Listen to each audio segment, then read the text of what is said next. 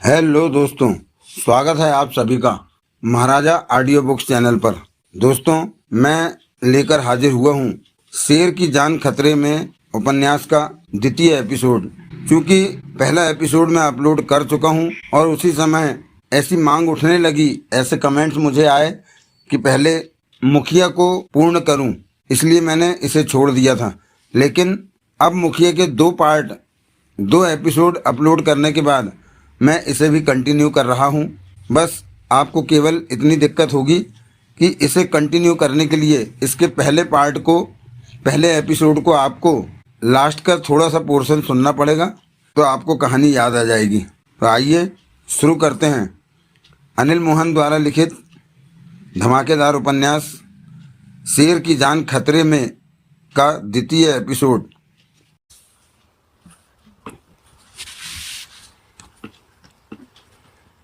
शानदार रेस्टोरेंट में देवराज चौहान और सुमित जोशी जा बैठे। महंगा रेस्टोरेंट था। कॉफ़ी का एक सेट भी 750 रुपये का था। जल्द ही टेबल पर कॉफ़ी आ गई। वेटर ने कॉफ़ी तैयार करके प्याले दोनों के सामने रखे और चला गया। तुम ज़रूरत से ज़्यादा ऐश के साथ ज़िंदगी बिता रहे हो, देवराज चौहान बोला। सुमित जोशी मुस्कुराया और कॉफ़ी का घूंट भरा। अभी तक मैंने जितना तुम्हें जाना है उसके आधार पर कह सकता हूँ कि ये ज़िंदगी ज़्यादा लंबी नहीं चलेगी। हम बूढ़े हो जाने पर एक बार फिर मिलेंगे। कितनी उम्र है तुम्हारी? 55। मेरे ख्याल में तो ये भी ज़्यादा हो गई है। अब तक कोई ना कोई तुम्हें मार देता। वहम है तुम्हारा। मुझे कुछ नहीं होने वाला, तुम जो मेरे साथ हो। बीवी बच्चे हैं? परिवार है, सुमित जोशी ने बताया। देवराज चौहान ने कॉफ़ी का घूंट भरा। तुम्हारा परिवार है? जोशी ने पूछा। मेरे बारे में जानने की कोशिश मत करो। हमारा साथ 2 महीनों से ज़्यादा का नहीं रहेगा। उसके बाद तुमसे मिलने की इच्छा नहीं होगी। कभी मुसीबत में पड़ो तो ज़रूर आना, फीस नहीं लूँगा। देवराज चौहान कुछ नहीं बोला। जगमोहन से तुम्हारा बहुत ही खास याराना लगता है। नहीं होना चाहिए क्या? काम धंधे में एक हद तक ही दूसरे से प्यार होना चाहिए। मुझे उससे कोई प्यार नहीं है, देवराज चौहान मुस्कुराया। किसी मामले में मुझे जगमोहन की ज़रूरत है तो ये बात है। तुमने सोचा मैं उसके लिए तुम्हारा बॉडीगार्ड बनकर कुर्बानी दे रहा हूँ? मुझे तो यही लगा। गलत लगा। मुझे किसी से कोई प्यार नहीं है। मैं सिर्फ दौलत को ही सलाम करता हूँ। समझदार हो। जगमोहन ठीक है ना वहाँ? हाँ, तुम्हारे सामने तो बात की कमिश्नर से। जगमोहन मज़े से पुलिस हेडक्वार्टर में है। वो उसे वहाँ से कब निकालेगा?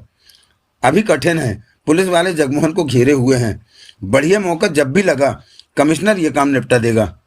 मुझे जगमोहन हर हाल में बाहर चाहिए। मिल जाएगा। मैंने तुमसे 2 महीने का वक्त लिया है और अभी 2 दिन भी नहीं बीते।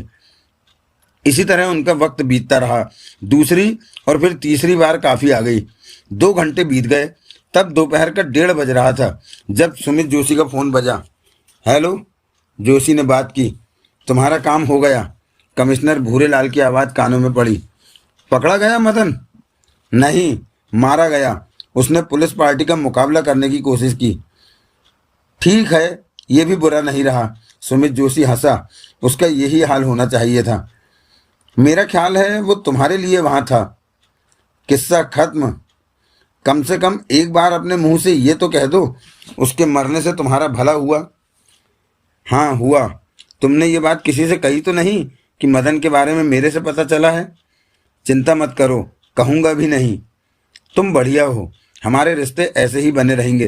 तुमने रतनपुरी के सबसे खास आदमी को मार दिया। वाह वाही तो मिलेगी तुम्हें। हाँ, उसका हकदार तो हो गया मैं। उधर से भूरेलाल के हंसने की आवाज़ आई। हम दोनों की गाड़ी बढ़िया चल रही है, बाकी बात फिर करेंगे, कहकर सुमित जोशी ने फ़ोन बंद कर दिया। देवराज चौहान उसे ही देख रहा था। क्या हुआ? सुमित जोशी बोला। तुमने गलत किया रतनपुरी के आदमी के साथ। मैंने खुद को बचाया है।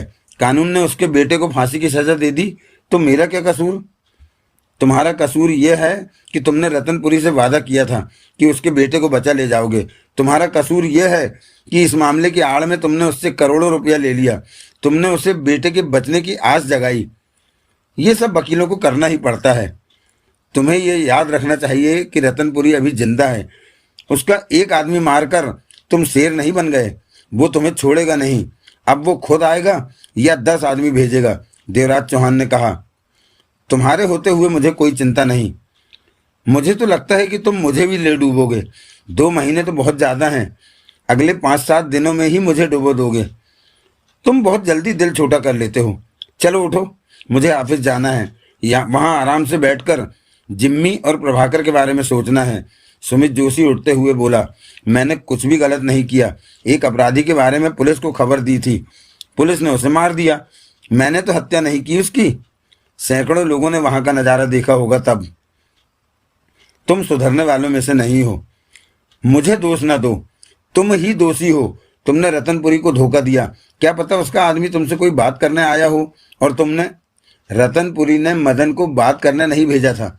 ये बात तुम कैसे कह सकते हो? अगर वो बात करने आया होता तो मेरे ऑफिस के बाहर मंडराता नहीं, बल्कि रतनपुरी मुझे फ़ोन पर खबर कर देता कि मदन मेरे से मिलने आ रहा है। रतनपुरी के इशारे पर वो मुझे मारने आया था, सुमित जोशी ने कहा। और तुमने उसे पुलिस के हाथों साफ करवा दिया। और क्या करता? इस तरह तुम रतनपुरी से बच नहीं सकते।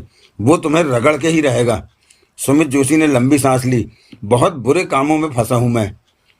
तुम्हारे कर्म हैं जो तुम्हारे सामने आ रहे हैं, देवराज चौहान ने कहा। मदन ने तुम्हारे भाई को क्यों नहीं मारा? प्रदीप का वास्ता क्लाइंटों से कम ही पड़ता है। लोगों से मिलने का काम मैं देखता हूँ और वो केस को कोर्ट में पेश करने का काम देखता है।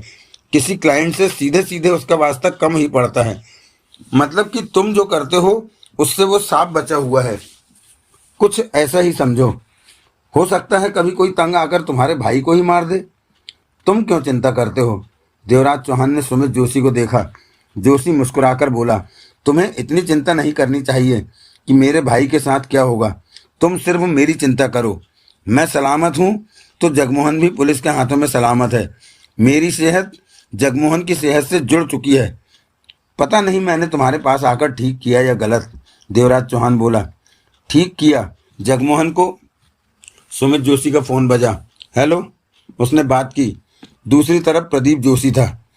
मैंने सुना हमारे ऑफिस के बाहर गोलियां चली और मदन मारा गया। प्रदीप जोशी उधर से बोला, पुलिस ने उसे घेर लिया था। तुमने खबर दी? क्या करता? वो मुझे मारने के लिए वहां पर था कि मैं आऊं और वो गोली चलाए। ये सब होता पाकर रतनपुरी गुस्से से पागल हो जाएगा। पागल तो वो तब से ही हुआ पड़ा है जब से उसके बेटे मक्खन को फांसी मिली है। तुम्हें सतर्क रहना होगा। मेरे साथ देवराज चौहान है, तुम फिक्र मत करो, शाम को बात करेंगे, कहकर जोशी ने फोन बंद कर दिया। तुम मेरे को तोप समझते हो? तोप से कम नहीं हो तुम, सुमित जोशी मुस्कुराया। मुझ पर इतना विश्वास मत करो। मैंने सुन रखा है कि तुम क्या हो। तुम सच में कमाल के हो। देवराज चौहान मुस्कुराया, फिर कह उठा, इतना कमाल मेरे में होता तो जगमोहन को छुड़ाने के लिए तुम्हारे पास ना आता। वो जुदा बात है। पुलिस के बीच में आने से मामला ठंडा हो गया है, वरना तुम मेरे पास कहाँ आते। Car Joshi and Joshi associates के ऑफिस की पार्किंग में जा पहुंची। दोनों बाहर निकले। दोनों की नजरें वहां घूमी। अब सब कुछ सामान्य नजर आ रहा था। 2 पुलिस वाले अवश्य वहां पर ड्यूटी के लिए मौजूद थे। वहां 2 कारों में छेद हुए नजर आ रहे थे। एक जगह ढेर सारा खून पड़ा था। लगता है पुलिस ने मदन पर तबीयत से गोलियां बरसाई हैं। देवराज चौहान ने शांत निगाहों से जोशी को देखा। मैं अपने केबिन में रहूंगा, कोई मिलने वाला नहीं है अभी। तुम ऑफिस में और बाहर नजर रखना, सतर्क रहना, मैं मुसीबत में ना पड़ूं। मुझे बड़ा भरोसा है तुम पर। दोनों ऑफिस में पहुंचे। रिसेप्शनिस्ट उसे देखते ही बोली, सर अभी बाहर गोलियां चली और। जानता हूं, खबर मिल गई है मुझे। क्या हुआ था सर? पता नहीं, ज़्यादा मैं भी नहीं जानता। फिर उसने देवराज चौहान से कहा, ठीक है सुरेंद्र पाल, मैं अपने केबिन में जाता हूँ। सुमित जोशी ऑफिस के भीतरी हिस्से में चला गया। रिसेप्शनिस्ट देवराज चौहान से कह उठी, जब गोलियां चली तो मैं इतनी डर गई थी कि मेरी टांगें कांपने लगी थी। मैं बाथरूम में जाकर छिप गई। जब गोलियां चलनी बंद हुई तो मैं 15 मिनट तक बाथरूम में ही रही। अभी तक मेरा दिल जोरों से बज रहा है। देवराज चौहान उसे देखकर मुस्कुराया और बाहर की तरफ बढ़ा। सुनो, वो बोली। देवराज चौहान ने ठिठक कर उसे देखा। बाहर मत जाओ, क्या पता अभी फिर गोलियां चलने लगे। मरने वाला मर गया, पुलिस चली गई, अब कुछ नहीं होगा। देवराज चौहान बाहर निकल आया। ठिठक कर सब तरफ देखा। सामने छोटी गली थी, उसके बाद फुटपाथ और फिर मुख्य सड़क थी जहां पर वाहन आ जा रहे थे। देवराज चौहान ने अपने चेहरे पर हाथ फेरा। दाढ़ी अपनी जगह ठीक से थी। उसने सिगरेट निकालकर सुलगाई, फिर इधर उधर नजर मारी। कुछ दूरी पर दो आदमी खड़े दिखे। वो उसे ही देख रहे थे। एकाएक उनमें से एक ने इशारे से उसे पास आने को कहा। देवराज चौहान ने सतर्क निगाहों से उसे देखा। उसने पुनः बुलाया। देवराज चौहान ने कस लिया और आसपास देखता उन दोनों की तरफ बढ़ गया। पास जा पहुंचा। बोलो, देवराज चौहान ने शांत स्वर में कहा। नाम सुरेंद्र पाल। दूसरा कह उठा। काम, आज से तुमने सुमित जोशी की बॉडीगार्ड की ड्यूटी शुरू की है। देवराज चौहान के माथे पर बल पड़े। इस काम में मत पड़ो, वरना तुम भी दूसरों की तरह मारे जाओगे। वो पुनः बोला। क्या कहना चाहते हो? 3 दिन पहले सुमित जोशी का पहला बॉडीगार्ड सड़क एक्सीडेंट में मारा गया। तो वो मरा नहीं, एक्सीडेंट में उसे मारा गया है। किसने मारा? देवराज चौहान के होंठ सिकुड़े। सुमित जोशी ने ही। क्यों? देवराज चौहान के होंठों से निकला। मेरे ख्याल से वो सुमित जोशी के साथ रहते हुए उसके कोई राज जान गया था, इसलिए उसे मार दिया गया। मुझे नहीं लगता कि तुम ठीक कह रहे हो। मैं इसलिए कह रहा हूँ कि उससे पहले सुमित जोशी के 2 बॉडीगार्ड रोड एक्सीडेंट में मारे गए थे। वो कह उठा। बॉडीगार्ड का काम होता है सुरक्षा देना, हर वक्त साथ रहना। साथ रहने वाला व्यक्ति ऐसी कई बातें जान जाता है जो कि उसे नहीं जाननी चाहिए। यही वजह रही कि पहले तीनों गनमैनों को उसने मरवा दिया। तुम अपनी जान की खैर चाहते हो तो यहाँ से चले जाओ। दूसरे ने कहा। तुम लोग कौन हो? इस सवाल पर दोनों ने आपस में देखा। हमारे बारे में तुम्हें जानने की जरूरत नहीं, पहला बोला। जरूरत है तभी तो पूछ रहा हूँ। तुम मुझे इतनी बड़ी बात कह रहे हो। हमारी बात नहीं पसंद तो नौकरी करते रहो, परंतु ये बात जोशी से मत कह देना कि तुम्हें ऐसा कहा गया है। हमने तुम्हारे भले के लिए तुमसे कहा। तुम मुझे अपने बारे में बताओ। मैं ये बात किसी से नहीं कहूँगा। देवराज चौहान बोला। अगर कही तो जो मन में आए सजा दे देना। दोनों ने पुनः एक दूसरे को देखा। देवराज चौहान की निगाह दोनों पर थी। फिर एक ने जेब से कार्ड निकालकर देवराज चौहान की तरफ बढ़ाया। देवराज चौहान ने कार्ड देखा। सीबीआई का ऑफिसर था। देवराज चौहान मन ही मन चौंका। तुरंत संभला। उसने कार्ड वापस जेब में रख लिया। तुम दोनों सीबीआई से हो? देवराज चौहान अपनी हैरानी छिपाकर कह उठा। कार्ड तुमने देख ही लिया है। लेकिन यहाँ क्या कर रहे हो? देवराज चौहान बोला। याद रखना, यहाँ की बातें तुमने जोशी को बताई या किसी और को बताई तो तुम्हें अंदर कर देंगे। देवराज चौहान ने फौरन सिर हिलाया। हमारी सहायता करोगे तो इनाम मिलेगा। देवराज चौहान ने पुनः सिर हिलाया। मस्तिष्क में खलबली मची हुई थी। फिर बोला। बात क्या है? हमारी सहायता करोगे? जो हो सका जरूर करूँगा। अब देवराज चौहान और कहता भी क्या। हर अच्छे शहरी का फर्ज है कि मौका मिलने पर वो कानून की सहायता करे। हाँ, देवराज चौहान ने सिर हिला दिया। हमारे साथी होने वाली कोई भी बात तुम जोशी को नहीं बताओगे। हमारे साथ होने वाली कोई भी बात तुम जोशी को नहीं बताओगे। दूसरा बोला। नहीं बताऊंगा। मेरा नाम रोमेश सिंह और ये दयाल साहब हैं। देवराज चौहान की निगाह दोनों पर थी। सोचें तेजी से दौड़ रही थी। तुमने अभी तक क्या जाना सुमित जोशी के बारे में? कुछ भी नहीं। अभी जोशी के साथ कहाँ से आ रहे हो? मैं सुबह उनके बंगले पर गया था। वहाँ से वो एक रेस्टोरेंट में गए। वहाँ 2 लोगों से मिले। कौन 2 लोग? मैं नहीं जानता उनके बारे में, देवराज चौहान ने कहा। उनकी बातें सुनी? नहीं, दूर था मैं, कैसे सुनता? उन दोनों के नाम भी नहीं मालूम? नहीं। ठीक है, आगे से ये सब बातें जानने की कोशिश किया करो, दयाल ने कहा। जोशी की हर बात पर नज़र रखो कि वो किस किस से मिल रहा है, बातें क्या हो रही हैं। जो सुनो हमें बताओ। देवराज चौहान ने सिर हिला दिया। ऑफिस के भीतर भी नज़र रखो, ऑफिस की बातें भी जानो। इसके लिए ऑफिस के लोगों से मिलो, बातें करो। लेकिन मैंने जानना क्या है? क्या आप दोनों किसी केस पर काम कर रहे हैं? हाँ, बताता हूँ तुम्हें। जरूरी है तुम्हें बताना, तभी तो तुम समझ पाओगे कि तुमने कैसी बातें जाननी है। लेकिन मैं फिर कह देता हूँ कि ये बातें सुमित जोशी या किसी और को बताई तो तुम्हें अंदर कर देंगे। नहीं बताऊंगा। पिछले 1.5 साल में जोशी के यहाँ काम करने वाले 3 वकीलों की हत्या कर दी गई है। ओह, हमें शक है कि ये काम जोशी ने ही किया है। वो क्यों करेगा? वो तीनों पुराने वकील थे और जोशी एंड जोशी एसोसिएट्स के भीतरी रहस्यों से इस हद तक जानकार हो गए थे कि दोनों भाइयों को उन्हें खत्म करवा देना ही ठीक लगा। रोमेश सिंह ने कहा, सबूत है तुम दोनों के पास? सबूत होते तो अब तक सुमित जोशी जेल में होता। ओह, हम इसी केस पर काम कर रहे हैं। पहले वकील को 1.5 साल पहले तब मारा गया जब वो कार में रेड लाइट पर खड़ा था। एक लड़का मोटरसाइकिल पर आया था और उसे गोलियां चलाकर मार दिया। इसके 15 मिनट बाद ही दूसरे वकील को तब मारा गया जब वह अपने परिवार के साथ शिमला में छुट्टियां मना रहा था। तीसरे वकील को 5 महीने पहले ऑफिस से शाम को घर जाते समय तब मारा गया जब वो कार में पेट्रोल पंप से पेट्रोल डलवा रहा था। जब हम इस काम पर लगे तो बॉडीगार्डों की मौतों का मामला भी हमारी नज़रों के सामने आया। 3-4 दिन पहले जो बॉडीगार्ड एक्सीडेंट में मारा गया वो हमारे लिए काम करने लगा था। भीतर की खबरें हमें दे रहा था कि तभी एक्सीडेंट में वो मारा गया। 3 बॉडीगार्ड साल भर में एक्सीडेंट में मारे जा चुके हैं। क्या पता उन तीनों का मरना इत्तेफाक हो, देवराज चौहान बोला। और वो 3 वकील जिसके बारे में मैंने अभी तुम्हें बताया, वो भी इत्तेफाक था? देवराज चौहान से कुछ कहते न बना। सुरेंद्र पाल, हम जानते हैं कि जोशी एंड जोशी एसोसिएट्स में गैर कानूनी काम होते हैं। इन दोनों वकील भाई की बड़े बड़े अपराधियों से सांठगांठ है। ये दोनों भाई पुलिस और जजों को फंसा के रखते हैं। बहुत सी बातें हमने इस फर्म के बारे में जानी हैं, परंतु ठोस सबूत अभी हाथ नहीं लगा।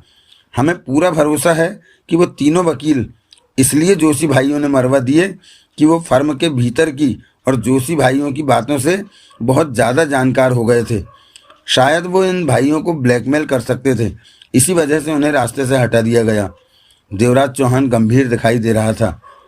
वकील होने के नाते कानून की आड़ में ये गलत काम कर रहे हैं, सब पता है हमें। ये ज़्यादा देर बचने वाले नहीं। ठोस सबूत हाथ लगने की देर है कि ये दोनों भाई जेल के भीतर होंगे। देवराज चौहान जानता था कि सीबीआई वाले सही कह रहे हैं। सुमित जोशी को बहुत जान गया था। इन कुछ घंटों में ही सुमित जोशी के पीछे पड़कर सीबीआई कोई गलती नहीं कर रही थी। तुम हमारी मदद करोगे ना? दयाल ने पूछा। जरूर, शरीफ शहरी का फर्ज मैं जरूर निभाऊंगा, देवराज चौहान ने कहा। वैसे ठीक यही होगा कि तुम ये नौकरी छोड़ दो, वरना तुम भी मारे जाओगे, रोमेश सिंह ने कहा। नहीं छोड़ सकता। क्यों? मेरी एक पहचान वाला पुलिस के हाथों में पड़ गया है। उसका केस जोशी भाई ही लड़ रहे हैं। मुझसे पैसा भी नहीं ले रहे, बस मुझे ये नौकरी करनी है, देवराज चौहान ने कहा। ये तुम्हारी इच्छा, तुम जानो। वैसे भी अब तो मैं ये नौकरी जरूर करूँगा। वो क्यों? शरीफ शहरी का फर्ज जो निभाना है कानून के काम आकर, देवराज चौहान थोड़ा सा मुस्कुराया। तुम्हारी बात सुनकर मुझे अच्छा लगा, रोमेश सिंह बोला। देवराज चौहान दोनों को देखता रहा।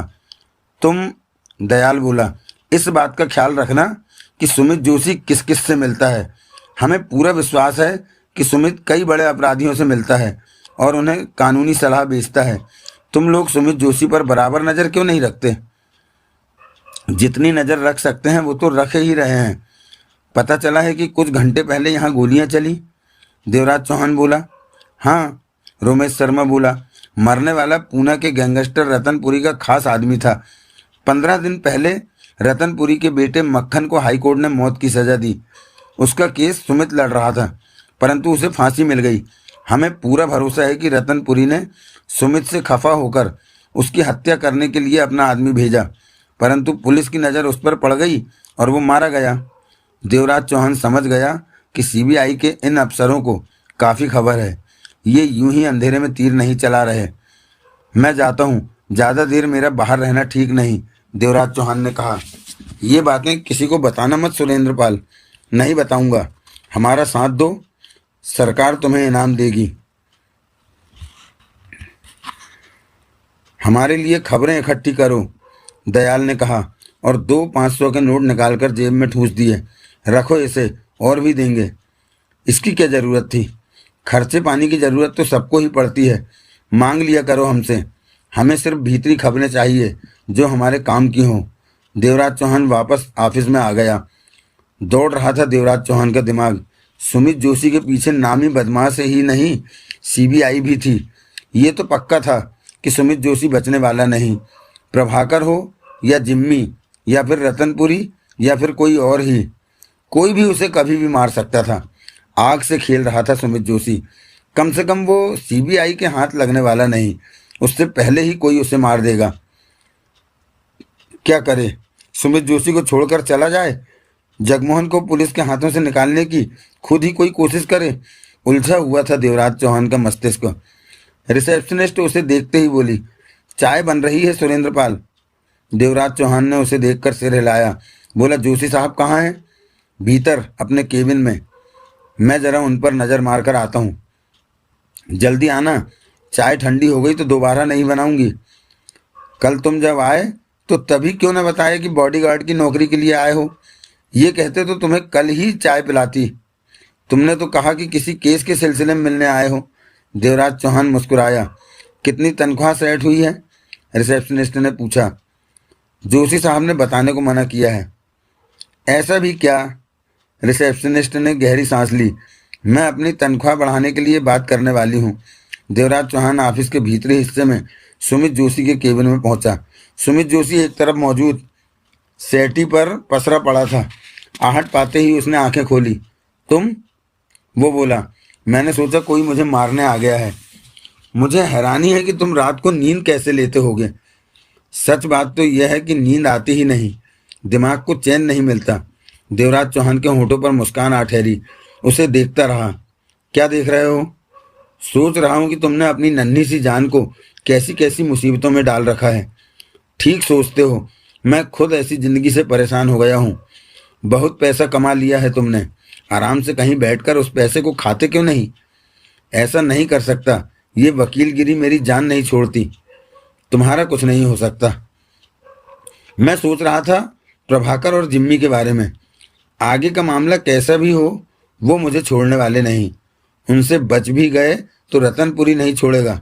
ठीक कहा, रतनपुरी से बच गए तो कोई और तुम्हें मार देगा। ठीक सोचा तुमने। तुमने बहुत जल्दी मेरे हालातों को भांप लिया। सुमित जोशी कह उठा। तुम्हें यहाँ से भाग जाना चाहिए। ऐसा नहीं कर सकता मैं, ये संभव नहीं। मैं तो तुम मुझे बेवकूफ़ तो नहीं बना रहे जोशी? एकाएक देवराज चौहान ने पूछा। बेवकूफ़? वो कैसे? जगमोहन को आज़ाद कराने को लेकर तुम मुझे लटकाए रखो, मैं तुम्हें सुरक्षा देता रहूं। सुमित जोशी ने गहरी सांस ली, फिर बोला, मैं तुम्हारे साथ ऐसा नहीं कर रहा। दूसरों के साथ अवश्य ऐसी गड़बड़ करता हूं, परंतु तुम्हारे साथ नहीं। मेरे साथ कोई गड़बड़ की तो मैं तुमसे पूछे बिना तुम्हें गोली मार दूंगा। मैं 2 महीने में जगमोहन को पुलिस के हाथों से आज़ाद करा दूंगा। 2 महीने में? कानूनी तौर पर तो ये हो नहीं सकता। गैर कानूनी तौर पर ही सही। कमिश्नर भूरेलाल उसे भगाएगा वहाँ से। उसकी कमजोरी है मेरे पास। कमिश्नर मेरे लिए 2 महीने से 1 दिन भी ऊपर हुआ तो? तभी सुमित जोशी का फ़ोन बजा। हेलो। उसने जेब से फ़ोन निकालकर बात की। जोशी? कमिश्नर भूरेलाल की आवाज़ कानों में पड़ी। जगमोहन से बात करना चाहते हो? तुम उसके पास हो? हाँ, अभी आया तो देखा। वो अकेला था, सोचा तुम्हारी बात करा दूं। कराओ। कहते हुए सुमित जोशी ने देवराज चौहान को देखा। अगले ही पल जगमोहन की आवाज़ जोशी के कानों में पड़ी। हेलो, जगमोहन हो? देवराज चौहान ने चौंक कर जोशी को देखा। जोशी उसे देखकर मुस्कुराया। हाँ, तुम कौन हो? देवराज चौहान से बात करोगे? कराओ। पास में है वो? हाँ, कहकर जोशी ने देवराज चौहान की तरफ फ़ोन बढ़ाया। देवराज चौहान ने फ़ोन लेकर बात की। कौन है? तुम कैसे हो? जगमोहन का खुशी से भरा कांपता स्वर कानों में पड़ा। देवराज चौहान के चेहरे पर खुशी आ ठहरी। तुम ठीक हो? तुम्हें पुलिस वाले कोई तकलीफ तो नहीं दे रहे? देवराज चौहान ने पूछा। मैं ठीक हूँ, बिल्कुल ठीक हूँ। मुझे यहाँ से बाहर निकालो। कोशिश कर रहा हूँ। तभी सुमित ने कहा, फ़ोन मुझे दो। देवराज चौहान ने फ़ोन उसे दे दिया। बातें बहुत हो गई। जोशी ने फ़ोन पर जगमोहन से कहा, कमिश्नर से बात करा?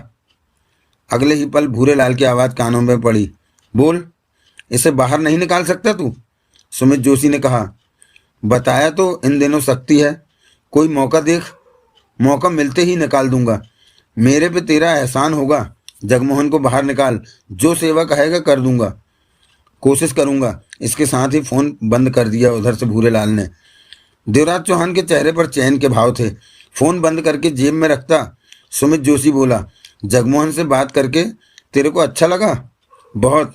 24 घंटे में पुलिस कस्टडी में होते हुए भी जगमोहन से बात करा दी। क्या अब भी यही सोचता है कि मैं तुझे बेवकूफ़ बना रहा हूँ? वो कमिश्नर जगमोहन को बाहर निकालने के बारे में क्या कहता है? देवराज चौहान ने पूछा। कोशिश करेगा वो, शायद जल्दी ही निकाल दे। ये चिंता तू मुझ पर छोड़ दे। देवराज चौहान ने कुछ नहीं कहा। जगमोहन अगर 2 महीने से पहले बाहर आ गया तो तब भी तेरे को 2 महीने तक मेरा बॉडीगार्ड बनकर रहना होगा। मैं ऐसा ही करूँगा। देवराज चौहान मुस्करा पड़ा। अब मैं तेरे काम की बात बताता हूँ। मेरे काम की बात बता। सुमित जोशी उसे देखने लगा। सीबीआई वालों की नज़र तुम पर है।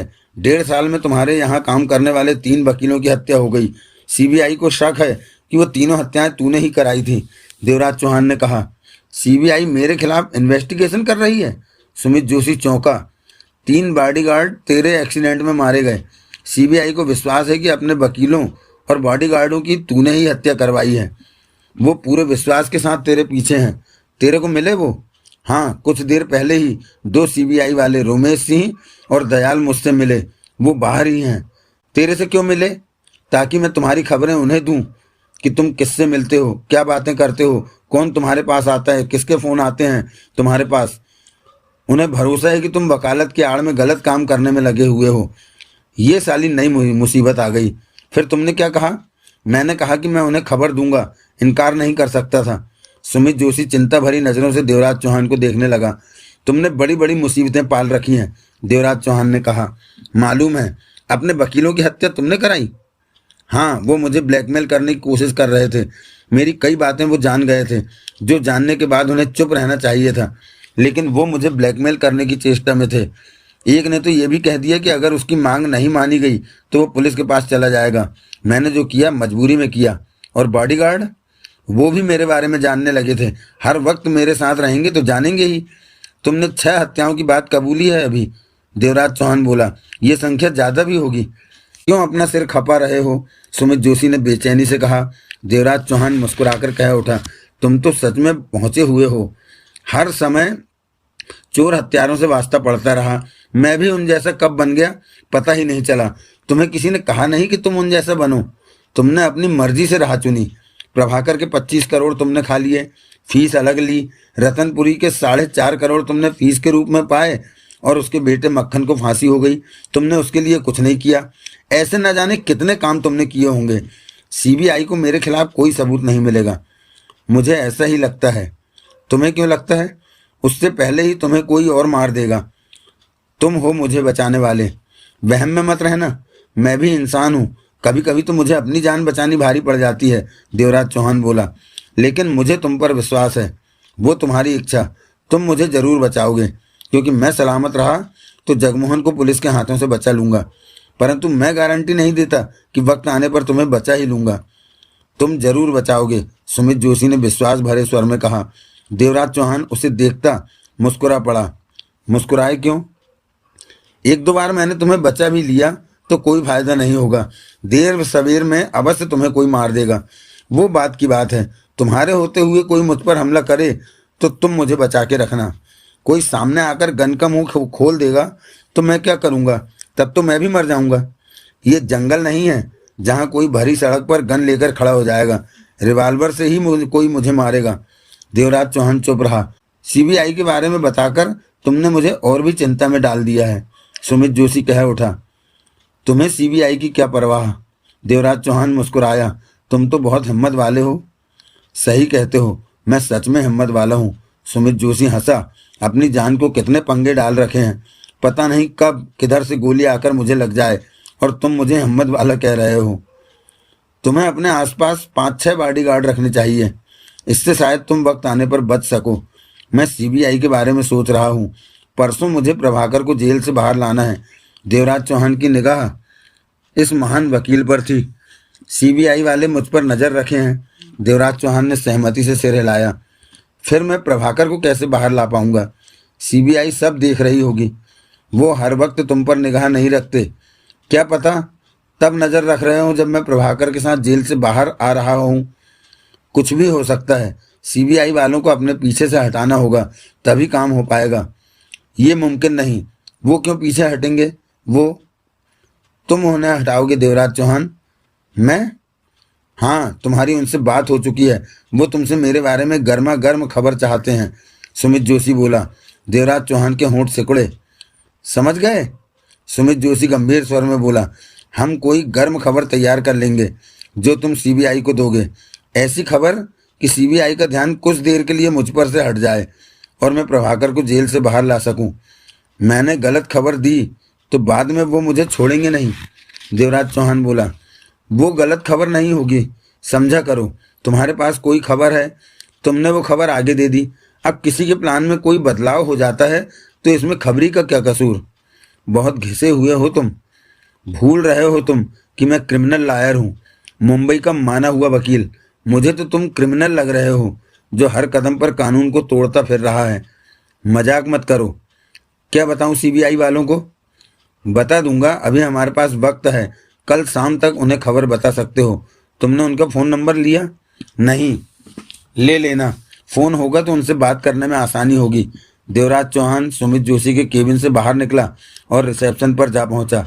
दिमाग सुमित जोशी की बातों में उलझा हुआ था, जो हर कदम पर नई मुसीबत मोल लेने को तैयार रहता था। तुम्हारी चाय ठंडी हो गई सुरेंद्र पाल, रिसेप्शनिस्ट बोली। मैंने तुम्हें जल्दी आने को कहा था, बातों में वक्त लग गया। नई चाय बना लो अगर पीने का मन हो तो। देवराज चौहान वहां पड़े सोफों पर जा बैठा। शाम के 4 बजने जा रहे थे।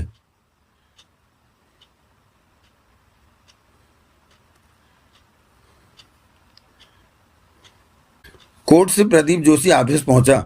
साथ में 8 वकीलों की फौज थी जो कि केसों की फाइल उठाए हुए थे।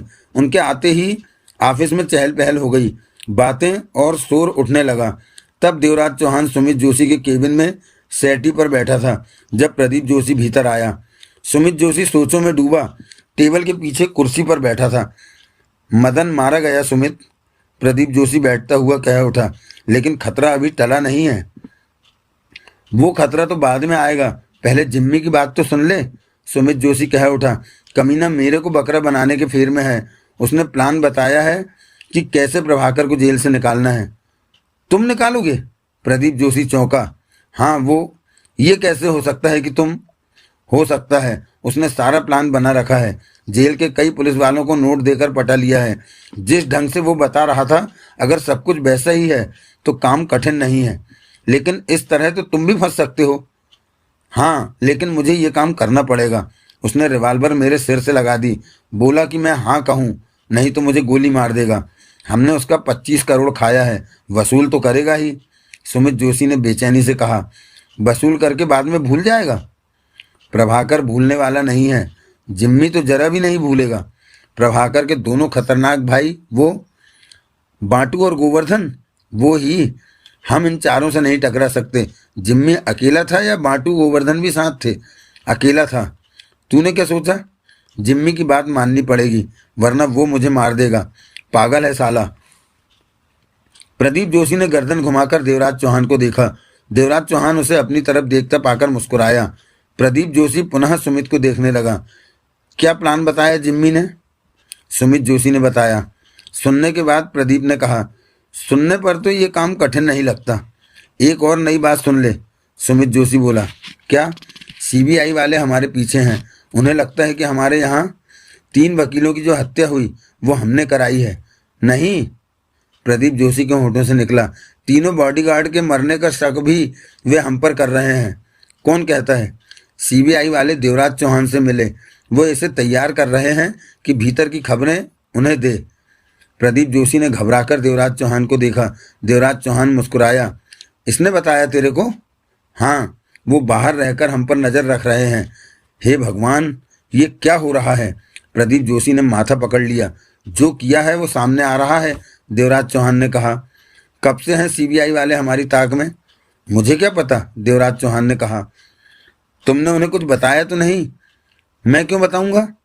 सुमित जोशी ने परेशानी से कुर्सी पर पहलू बदला। सीबीआई से कैसे बचोगे? प्रदीप जोशी ने अपने भाई से पूछा। उनकी फिक्र मत करो, देवराज चौहान ने कहा। क्यों? सीबीआई के कुछ करने से पहले ही कोई तुम्हारे भाई को मार देगा। दुश्मनों की लिस्ट बहुत लंबी है, ये ही मैंने अब तक महसूस किया है। इसलिए सीबीआई की परवाह जरा भी मत करो। इस मौके पर तुम्हें मजाक सूझ रहा है? मैं सिर्फ तमाशबीन हूँ, देख रहा हूँ कि क्या क्या हो रहा है, देवराज चौहान ने कहा। तमाशबीन? तुम सुमित के बॉडीगार्ड हो और प्रदीप, सुमित जोशी ने टोका। देवराज चौहान अपना काम ठीक से कर रहा है, उसकी बात छोड़। लेकिन अब होगा क्या? प्रदीप जोशी बेचैनी से बोला। करेंगे कुछ, सुमित जोशी ने सिर हिलाया। सीबीआई वाले पीछे हैं तो तुम प्रभाकर को भी बाहर नहीं निकाल सकते। जिम्मी से क्या कहोगे? जिम्मी से पीछे छुड़ाने की चेष्टा करूंगा, पीछा न छूटा तो कोई रास्ता निकालना ही पड़ेगा। घंटा भर इन्हीं बातों में सिर खपाकर प्रदीप जोशी बाहर निकल गया। सुमित जोशी कुर्सी पर सीधा होकर बैठा और देवराज चौहान को देखकर मुस्कुराया। तो तुम तमाशबीन हो देवराज चौहान? हाँ, जगमोहन को आज़ाद कराना है तो मुझे दुश्मनों से बचा के रखना। मैं सोचता था कि मैंने बहुत दुनिया देख ली, परंतु आज मुझे लग रहा है कि अभी बहुत कुछ देखना बाकी है। तुम शरीफ वकीलों का नया चेहरा शायद मैंने पहली बार देखा है। इन हालातों में मुझे मजा आ रहा है। तुमने कम पाप नहीं किए, सुमित जोशी मुस्कुराया। मैंने बहुत कुछ किया है और छाती ठोक कर किया है। तुम्हारी तरह वकालत की आड़ में नहीं किया। इंसानों के बीच रहते हो और काम जानवरों वाले। तुम तो बदमाशों से भी बढ़कर हो। कह लो बुरा वक्त है, तुम भी भड़ास निकाल लो। मुझे क्या, जो मन में आए वो करो। तुम मर जाओगे तो जगमोहन के लिए कोई दूसरा रास्ता तलाश करूंगा। सुमित जोशी ने गहरी सांस ली। मैं तो परेशान हो गया हूँ ऐसी जिंदगी से। फिक्र मत करो, जल्दी ही कोई तुम्हें परेशानियों से मुक्ति दिला देगा। जिंदगी से आज़ाद हो जाओगे। अच्छे बॉडीगार्ड हो, मेरी मौत की कामना कर रहे हो। मैं कुछ नहीं कर रहा, तुम्हारे रंग ढंग देख रहा हूँ। सुमित जोशी ने हाथ बढ़ाकर अपना मोबाइल उठाया और जिम्मी के नंबर मिलाने लगा। एक बार में ही नंबर लगा और बात हो गई। बोल कमीने वकील, जिम्मी की आवाज़ कानों में पड़ी। मैं नई मुसीबत में फंस गया हूँ, सुमित जोशी जल्दी से बोला। मैंने तो सोचा था कि तू अपने मरने की खबर देगा कि नर्क से बोल रहा हूँ। मैं सच में मुसीबत में। बात बोल। सीबीआई वाले मुझ पर नज़र रख रहे हैं। उन्हें तो चाहिए था कि अब तक तेरे को गोली मार देते। वो इतनी देर क्यों लगा रहे हैं?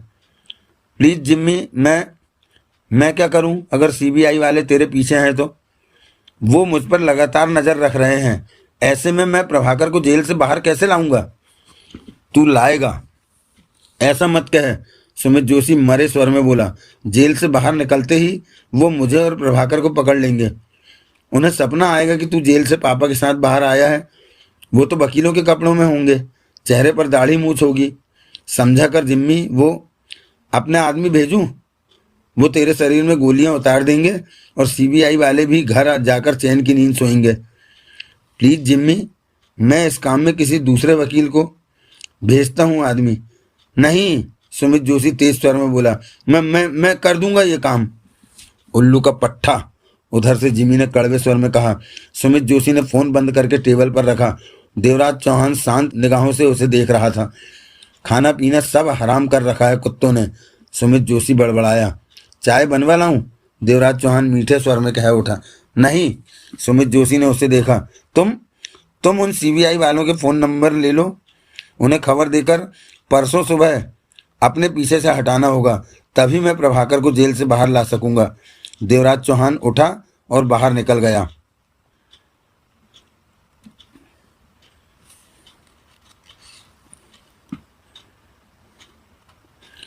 देवराज चौहान जोशी एंड जोशी एसोसिएट्स से बाहर निकला और ठिठक कर सिगरेट सुलगाते हुए नजरें घुमाई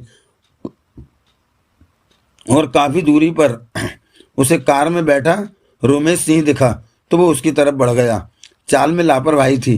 कार के पास पहुंचकर ठिठक कर उसने इधर उधर देखा। रोमेश सिंह को दिखावा किया कि वो सतर्क है। भीतर बैठ जाओ, रोमेश सिंह बोला। देवराज चौहान ने कार के पीछे का दरवाजा खोला और भीतर बैठ गया। पीछे वाली सीट पर दयाल भी बैठा था। तुम भी हो? देवराज चौहान कह उठा। क्या खबर लाए? रोमेश सिंह सिर पीछे घुमा के कह उठा। अभी तो खबर नहीं है, देवराज चौहान ने कहा। मैं तुम लोगों का फ़ोन नंबर लेने, हाँ उस वक्त हमें भी देना याद न रहा, दयाल बोला। मैंने कभी खबर देनी हो तो फ़ोन पर दे दूंगा, वरना कहाँ ढूंढता रहूंगा मौके पर। दोनों ने अपना मोबाइल नंबर देवराज चौहान को दिया। तुम भी अपना नंबर दे दो। देना पड़ा देवराज चौहान को नंबर। उसके बाद बोला, 500 रुपया देना। क्या? 500 का नोट? अभी तो 1000 दिए थे, अब 500 की और ज़रूरत पड़ गई। दयाल ने शराफत से जेब से 500 का नोट निकालकर उसे दिया। मुझे इसकी ज़रूरत थी, वरना मांगता नहीं। कोई बात नहीं, दयाल मुस्कुराया। जब ज़रूरत पड़े और ले लेना। हमें तो अपने काम की बढ़िया खबर चाहिए। कुछ पता लगते ही फ़ोन करूँगा। अब मैं जाऊँ? हाँ। तुम लोग इस तरह कब तक वकील पर नज़र रखोगे? कोई खबर होगी तो मैं ही फ़ोन पर बता दूंगा। हमें हमारा काम करने दो। ठीक है। देवराज चौहान कार से बाहर निकला और सामने नजर आ रहे ऑफिस की तरफ चल पड़ा। देवराज चौहान ने सुमित जोशी के केबिन में प्रवेश किया। सुमित जोशी ने सवालिया निगाहों से उसे देखा। ले आया हूँ उन दोनों सीबीआई के जासूसों के नंबर। तो वह अभी भी बाहर हैं, कमीने कहीं के, सुमित जोशी ने कड़वे स्वर में कहा। देवराज चौहान कुर्सी पर जा बैठा। और क्या कह रहे थे? पूछा सुमित जोशी ने। मेरे से कोई अच्छी खबर पाने की आशा कर रहे हैं, देवराज चौहान ने कहा। देंगे, सालों को अच्छी खबर देंगे, सुमित जोशी ने दांत भींचकर कहा। तभी सुमित जोशी का मोबाइल बजा। हेलो, उसने बात की। मरवा दिया मदन को? कानों में भारी भरकम आवाज पड़ी। रतनपुरी? सुमित जोशी के होठों से निकला। देवराज चौहान की निगाह सुमित जोशी के चेहरे पर जा टिकी। तुमने मदन को मरवाकर अच्छा नहीं किया। रतनपुरी की आवाज़ पुनः कानों में पड़ी। मैंने ये काम नहीं किया, पर पुलिस ने उसे मारा। पुलिस को खबर तो तूने दी? मैंने नहीं दी पुरी। मैं तो अपने ऑफिस में भी नहीं था। जब आया तो तब पता चला। पुलिस ने बताया कि मरने वाला मदन था, तुम्हारा खास आदमी। मैं तो अभी तक हैरान हो रहा। बकवास बंद। रतनपुरी की गुर्राहट कानों में पड़ी। सुमित जोशी फौरन खामोश हो गया। सुबह 9 बजे तेरा भाई प्रदीप 10 मिनट के लिए ऑफिस आया था। उसने मदन को देखा? नहीं, दोनों की नज़रें मिली थी। मदन ने फ़ोन पर मेरे को ये बात बताई। अच्छा, मुझे नहीं पता कि प्रदीप ने तेरे को बताया कि मदन बाहर खड़ा है, तब तूने पुलिस को खबर? नहीं, मेरे को कुछ नहीं पता। प्रदीप ने मुझे मदन के बारे में कुछ नहीं बताया। मैं तो मेरे से गोलियां खेलता है। पूरी मेरी बात सुन, मैंने कुछ नहीं किया, सुमित जोशी तेज स्वर में कह रहा था। मैं ऐसा करूंगा भी क्यों? तुम तो मेरे क्लाइंट हो। वकील अपने क्लाइंट का बुरा कभी नहीं चाह सकता। मैंने मक्खन की अपील सुप्रीम कोर्ट में कर दी है। मुझे पूरा विश्वास है कि उसकी सजा कम कराकर 5-7 साल तक ले आऊंगा। अभी मैंने मक्खन की बात नहीं की, मदन की बात कर रहा हूँ। तुम ये क्यों सोचते हो पूरी कि मदन की मौत में मेरा हाथ है? ये ठीक है कि ये सब मेरे ऑफिस के बाहर हुआ, परंतु मैं हर बात से अनजान था। मेरा इन बातों से क्या वास्ता? गलती तेरी थी। मेरी गलती? तेरे को फ़ोन करके बताना चाहिए था कि तू किसी काम के लिए मदन को भेज रहा है, तो मैं पहले से ही उसके लिए सुरक्षित जगह तैयार करके रखता। पुलिस को उसकी हवा भी नहीं मिलती। वैसे मुझे मदन की मौत का बहुत दुख है। वह अच्छा आदमी था। मेरे से जब भी मिला बहुत अच्छी तरह मिला। तूने मदन की मौजूदगी की खबर पुलिस को दी क्योंकि तू समझ गया था कि मदन क्यों आया है। मैंने पुलिस को कोई खबर नहीं दी। तू बार बार ये बात क्यों कहता है? जानता है मदन तेरे ऑफिस के बाहर क्या कर रहा था? क्या कर रहा था? सुमित जोशी ने सूखे होठों पर जीभ फेरी। मैंने उसे भेजा था कि वो तेरे को मार दे। सुमित जोशी को अपनी सांस रुकती सी लगी। तूने मेरी हत्या करने के लिए मदन को भेजा था? सुमित जोशी के होठों से निकला। देवराज चौहान ने लंबी सांस ली। इसका जवाब तेरे पास है कि मैंने उसे क्यों मारने भेजा। रतनपुरी की भारी आवाज जोशी के कानों में पड़ी। देख पुरी, मैंने मक्खन को बचाने की बहुत कोशिश की। मैं तो इतना जानता हूं कि तूने मेरे से 4.5 करोड़ वसूले कि मक्खन को कानून के हाथों से बाइज्जत बरी करा लेगा। ये तेरे मेरे बीच का सौदा था, पर तू अपने सौदे पर खरा नहीं उतरा। मक्खन को फांसी हो गई। अभी तो सुप्रीम कोर्ट बाकी है। दिल छोटा क्यों करता? अब ये केस दूसरा वकील लड़ेगा, तू नहीं। ऐसा मत कह पुरी। तू मक्खन की फिक्र मत कर, अपनी फिक्र कर। तेरे जैसे दोगले वकील को मैं जिंदा नहीं छोड़ूंगा। ये क्या कह रहा है पुरी? तू मेरी जान लेगा? हम दोस्त हैं, साथ बैठकर पी थी, हमने ताश खेली थी, और तब मैं नहीं जानता था कि तू हरामी है। जानता होता तो वो ही बोतल तेरे पर उड़ेल कर तुझे आग लगा देता। पुरी, तू पागल हो गया है। तेरे जैसे जाने कितने मेरी जेबों में पड़े रहते हैं। तूने अभी मेरे को जाना नहीं। रतनपुरी की गुर्राहट सुमित जोशी के कानों में पड़ी। आज से अपने दिन गिनना शुरू कर दे पुरी। तू रतनपुरी ने उधर से फ़ोन काट दिया। सुमित जोशी ने सूखे होठों पर जीभ फेरी। कान से हटाकर फ़ोन को देखा। देवराज चौहान की निगाह उस पर थी। किसी ने सच कहा है। सुमित जोशी बड़बड़ाया। जब मुसीबत आती है तो हर तरफ से आती है। क्या बोला पुरी? देवराज चौहान मुस्कुरा पड़ा। वो कहता है कि मुझे मार देगा। मदन को उसने मुझे मारने को ही भेजा था। सुमित जोशी मरे स्वर में बोला, परंतु मैं ये बात पहले ही समझ गया था, तभी तो उसके बारे में पुलिस को खबर कर दी और बच गया। अब पूरे हाथ धोकर मेरे पीछे पड़ गया है। उसका बस चलता तो उधर से वो फोन पर ही तुझे गोली मार देता। सुमित जोशी ने देवराज चौहान को देखा। उसने छाती ठोंक कर मुझे मारने की धमकी दी। मैं पहले ही तुम्हें कह चुका हूं कि सीबीआई वालों की परवाह मत करो। सुमित जोशी ने देवराज चौहान को घूरा, फिर कह उठा, रतनपुरी बहुत खतरनाक गैंगस्टर है। ये तुम्हें पहले सोचना चाहिए था, जब उसका केस हाथ में लिया। उससे वादा किया था कि तुम उसके बेटे को बचा लोगे, और इसी आशा की आड़ में उससे 4.5 करोड़ रुपया झाड़ लिया। तुमने तो हद ही कर दी। यही तो मेरा धंधा है, भुगतो। तुम्हें सतर्क रहना होगा देवराज चौहान। उसने मुझे नहीं तुम्हें मारने को कहा है। तुम मेरे बॉडीगार्ड हो। मैं पूरी कोशिश करूंगा कि जब तुम पर गोलियां चलें तो मैं खुद को गोलियों से बचा सकूं।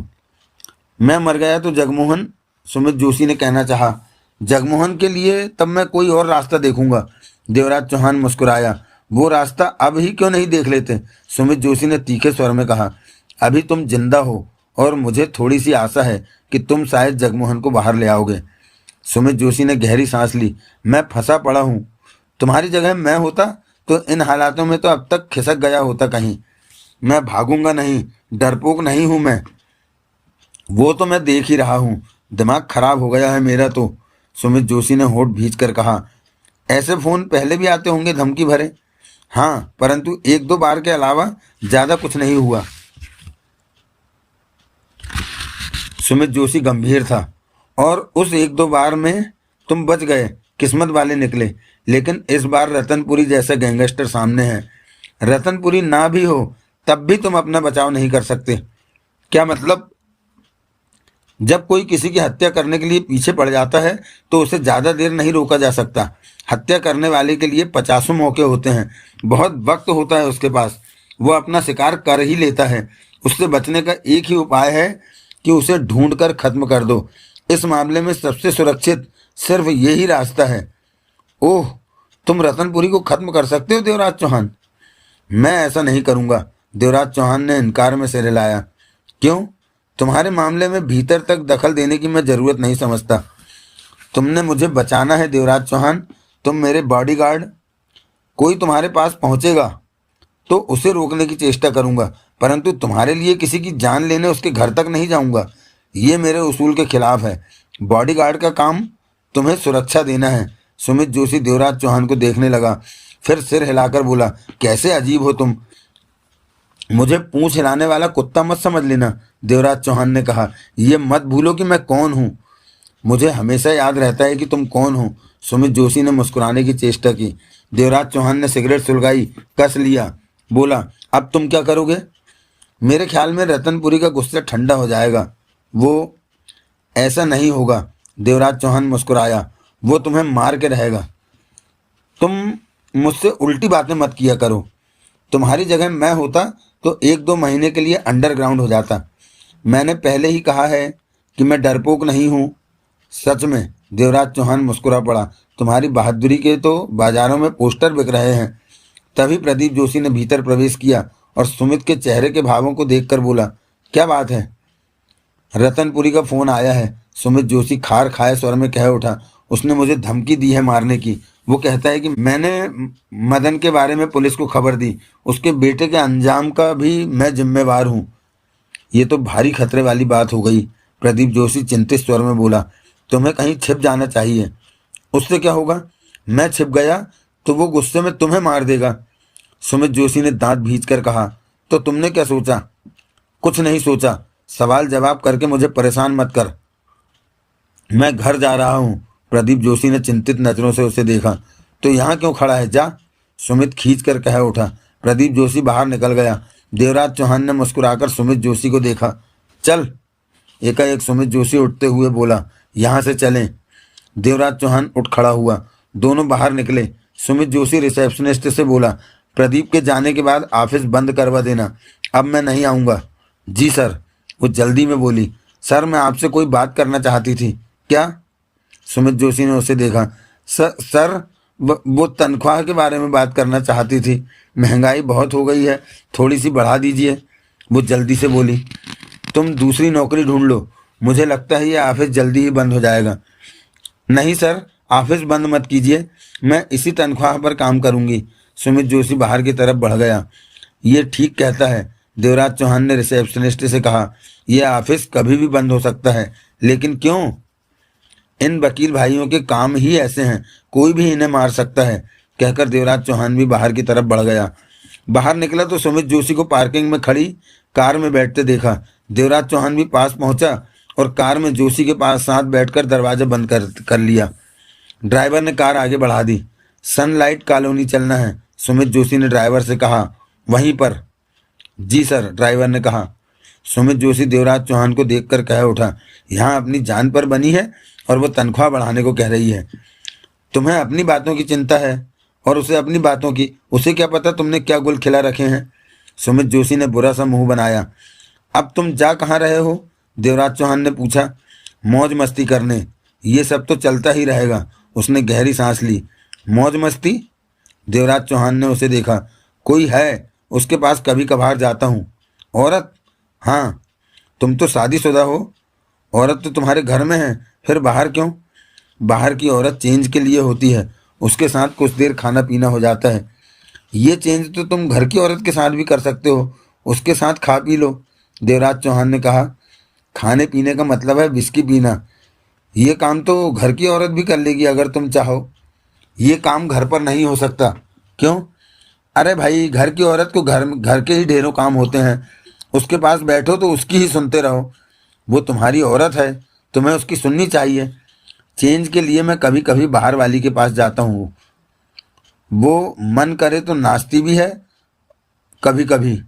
घर की औरत को कमरा बंद करवा के नचवा लो, उसकी तो कमर में ही दर्द रहता है। देवराज चौहान ने गहरी सांस ली।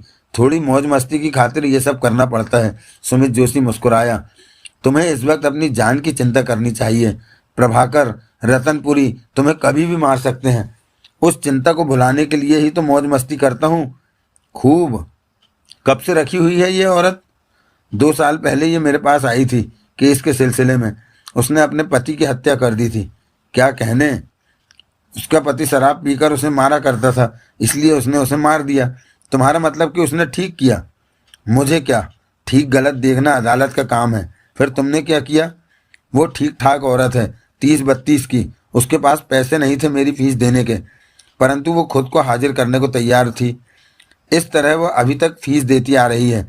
सच बात तो यह है कि मैं ही उसे नोट दे रहा हूँ, एक नौकर भी उसे दे रखा है। वो मेरा ध्यान रखती है और मैं उसका ध्यान रखता हूँ। बढ़िया गाड़ी चल रही है। तुमने कोई कमीनगी करने से छोड़ी भी है? सुमित जोशी देवराज चौहान को देखकर मुस्कुराया। बोला, ये जिंदगी है, इसमें सब कुछ चलता है।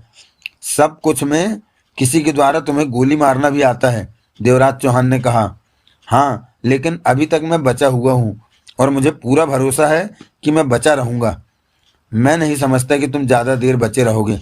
ऐसा मत कहो, तुम मेरे बॉडीगार्ड हो सकता है वो औरत अब मजबूरी में तुम्हें बर्दाश्त कर रही हो। मैं उसे हर महीने हजारों नोट देता हूँ, वो तुम मुझे मुर्गा समझती होगी। सुमित जोशी हंसा। हद है, तुम खुद को सुधारने की सोचते भी नहीं। चुप रहो, अब मेरी मौज मस्ती का मजा खराब मत करो। देवराज चौहान ने सिगरेट सुलगा ली, कार का शीशा थोड़ा नीचे कर लिया। तुम्हारी बातें सुनकर मुझे हैरानी होती है, सुमित जोशी बोला। क्या तुम सच में डकैती मास्टर देवराज चौहान हो? हाँ, देवराज चौहान ही हूँ। तुम जैसे लोग तो खाने पीने और मौज मस्ती करने वाले होते हैं। किसने कह दिया? देवराज चौहान ने उसे देखा। मुझे पता है, मेरा पाला तुम जैसे लोगों से ही पड़ता है, सुमित जोशी ने कहा। गलती तुम्हारी नहीं है, तुम्हारे सोच विचारों और नज़रिए की गलती है। गैर कानूनी काम करने वाले लोगों के लिए तुमने अपने मन में गलत धारणा बना रखी है। सब एक जैसे नहीं होते, तुम अपने को ही लो। तुम तो गैर कानूनी काम नहीं करते, वकालत करते हो, परंतु वकालत की आड़ में ढेरों गैर कानूनी काम कर रहे हो। क्या सब वकील ऐसे ही होते हैं? तुम तो मुझे उधेड़ रहे हो। मैं तुम्हें समझा रहा हूँ कि सब वकील तुम जैसे नहीं होते। इसी तरह अंडरवर्ल्ड के लोग भी जरूरी नहीं हर बुरे काम में शामिल हों। अब तुम मुझे पाठ पढ़ाने लगे। मेरी इतनी औकात कहाँ कि तुम्हें पाठ पढ़ा सकूं। देवराज चौहान मुस्कुराया। तुम तो खुद ही पहुंचे हुए हो। कार सनलाइट कॉलोनी में फ्लैटों के पास जा रुकी। सुमित जोशी कलाई पर बंधी घड़ी पर निगाह मारकर बोला, 6:45 बजे हैं, मुझे 10 तो बज ही जाएंगे। तुम कहीं जाना चाहो तो जा सकते हो। मुझे कहीं नहीं जाना। तो क्या 3-4 घंटे यहीं रहोगे? मेरी फिक्र मत करो। सुमित जोशी कार से बाहर निकला और पास ही बने फ्लैटों की सीढ़ियों की तरफ बढ़ गया।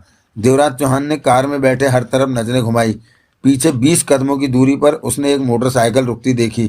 2 युवक थे उस पर। देवराज चौहान ने उन पर से नजरें घुमा ली। सब ठीक था। तभी ड्राइवर कह उठा, मालिक को आने में वक्त लगेगा। ड्राइवर ने कहा, तुम कहीं घूम आओ।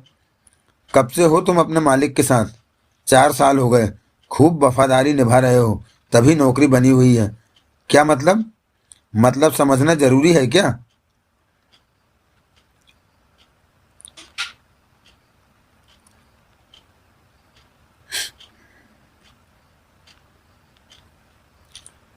वक्त बीता।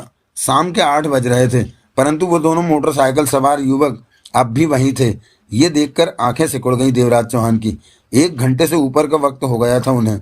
मोटरसाइकिल को स्टैंड पर खड़ी करके एक उस पर बैठा था और दूसरा पास खड़ा था। वो खुद को बातों में व्यस्त दर्शा रहे थे, परंतु उनकी नज़र बार बार इस तरफ उठ रही थी। पास में ही लाइट का खंभा था।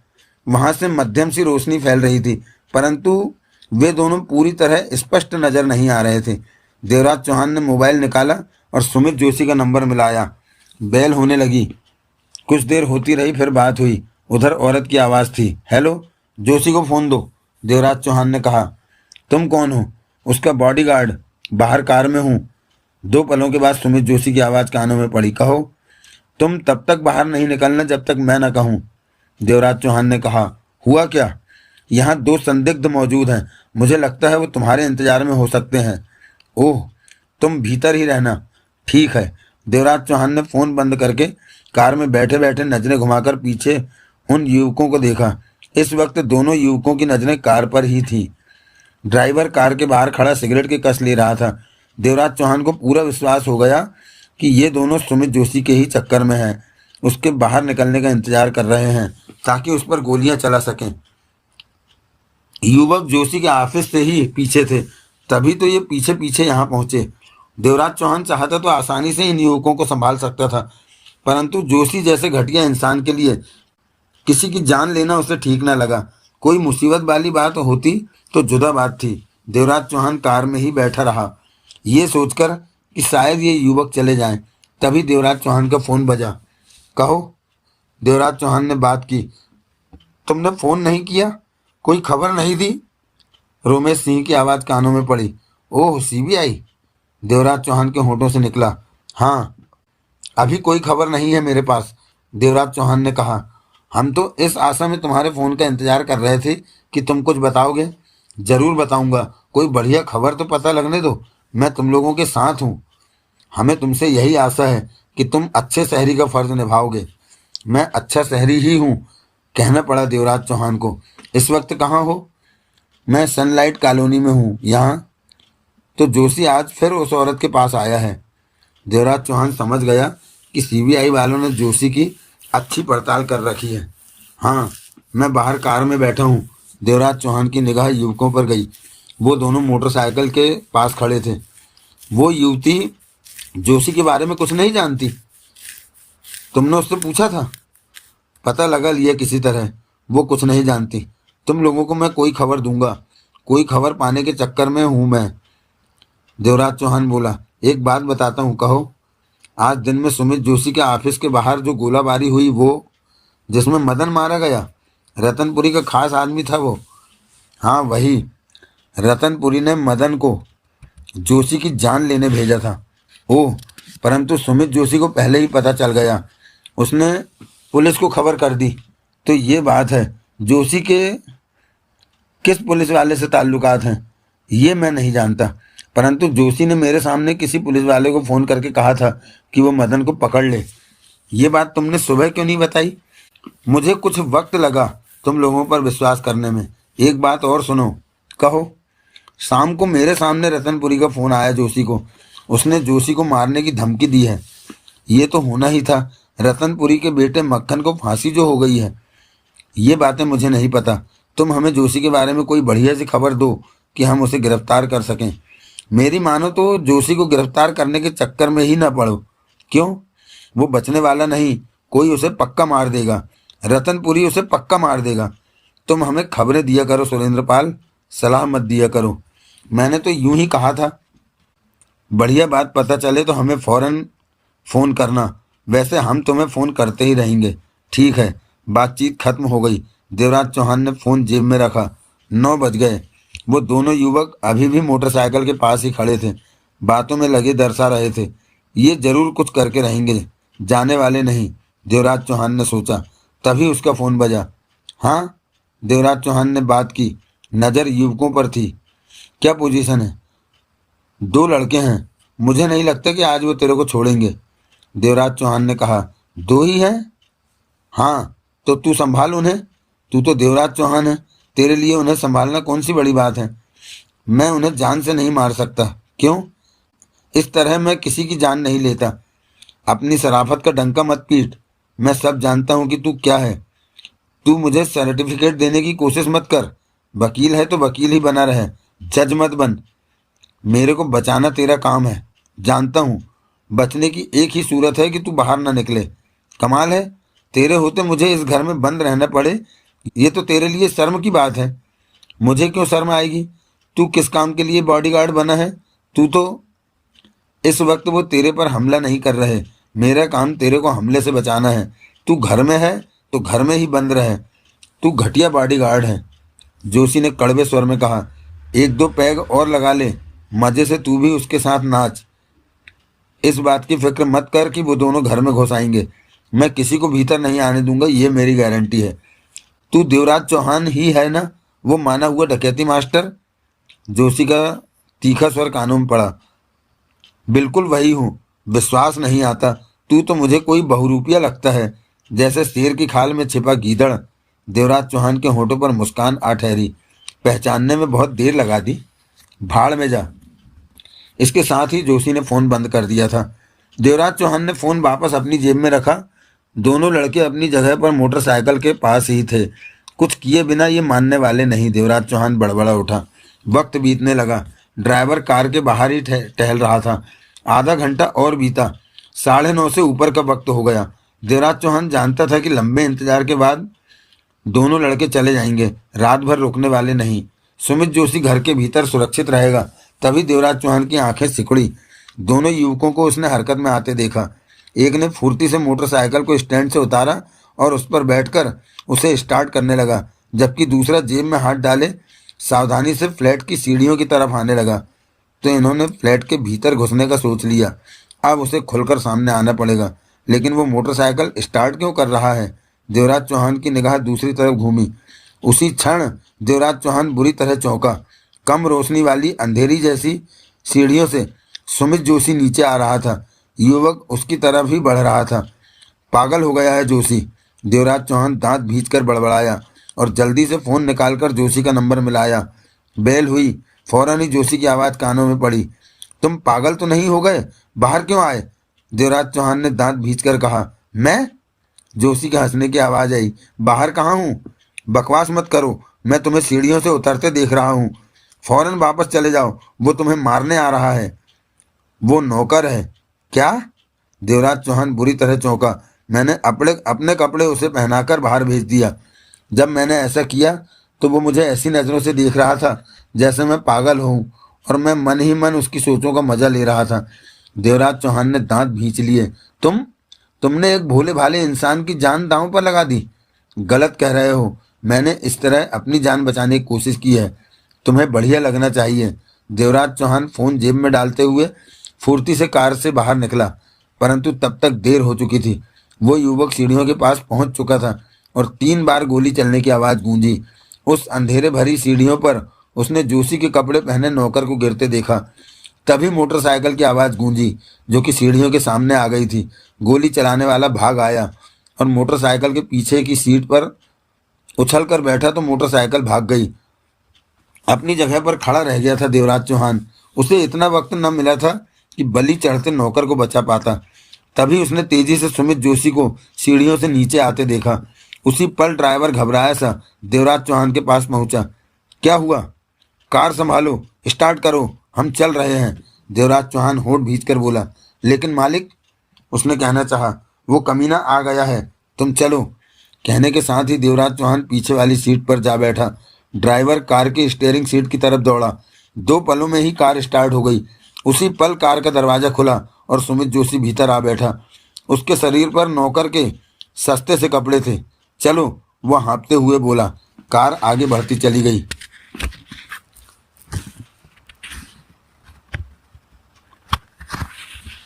तुम बाहर कैसे आ गए? देवराज चौहान कड़वे स्वर में बोला। ये नहीं सोचा कि वो अभी भी बाहर हो सकते हैं? मैंने गोलियां चलने के बाद मोटरसाइकिल जाने की आवाज़ सुन ली थी। देवराज चौहान खा जाने वाली नज़रों से उसे देखता रहा। मैं तुम्हारा एहसानमंद हूँ कि वक्त रहते तुमने मुझे खबर देकर मेरी जान बचा ली, जोशी ने कहा। कार तेजी से दौड़ी जा रही थी।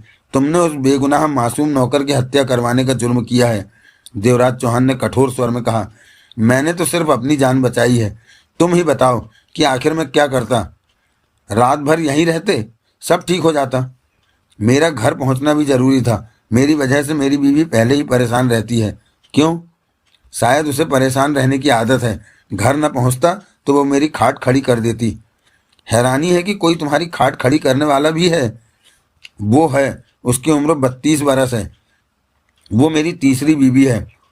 2 बच्चे पहली पत्नी से हैं। वो दूसरे बच्चे को जन्म देते हुए जान गंवा बैठी।